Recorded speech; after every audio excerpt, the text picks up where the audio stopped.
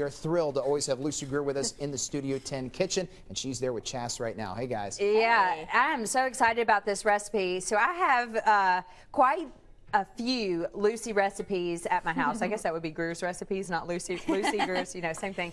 At my house, and this is one I'm going to print out as well because I'm telling you, my stepchildren love anything that has to do with like tacos. Yeah. They love Mexican food, and so this is going to be one I think they'll enjoy. Good, yeah, it is a Mexican dish, and I think spaghetti and tacos are something that people eat basically every week. So this is something to kind of shift things up a bit, but still get all those same flavors.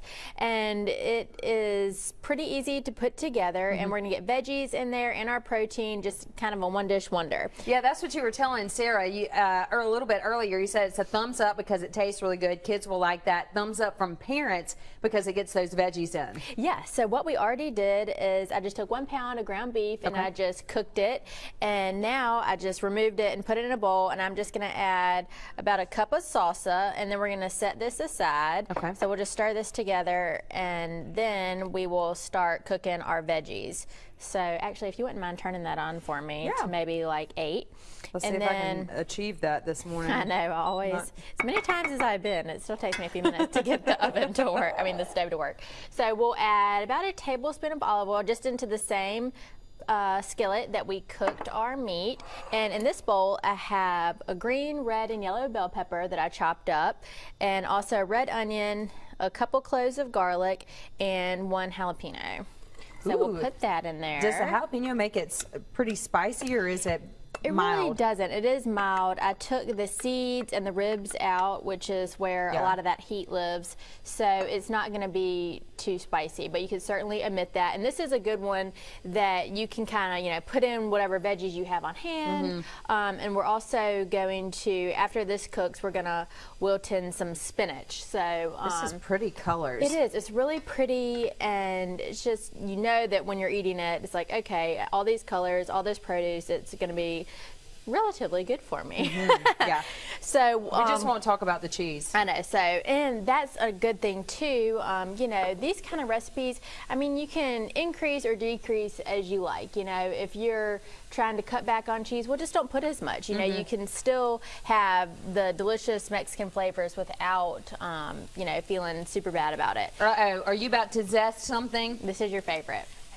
Y'all, I laugh with Lucy because a long time ago, like one of the first cooking segments we've done together, she zested a lemon, and I had never heard of it before. And so now every time she zests something like this, I'm like, uh-oh. Yes, I love zesting. I'm just using a microplane to do it, and I'm using a lime because, of course, that goes great with Mexican dishes. And I already took 1 cup of sour cream out of this. I already used it to make that one. So I have 1 cup of sour cream left in here. Let me grab a knife. So we're just going to do the zest of 1 lime and the juice.